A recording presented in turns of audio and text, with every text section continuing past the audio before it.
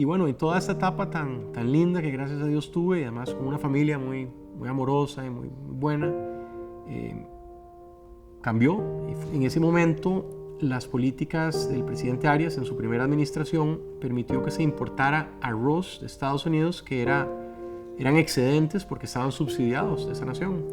Y los productores que estaban en Costa Rica, entre ellos mi padre, mi familia, tenían que cubrir los costos de producción que eran reales y por ende estaban mucho más caros que este arroz artificialmente barato.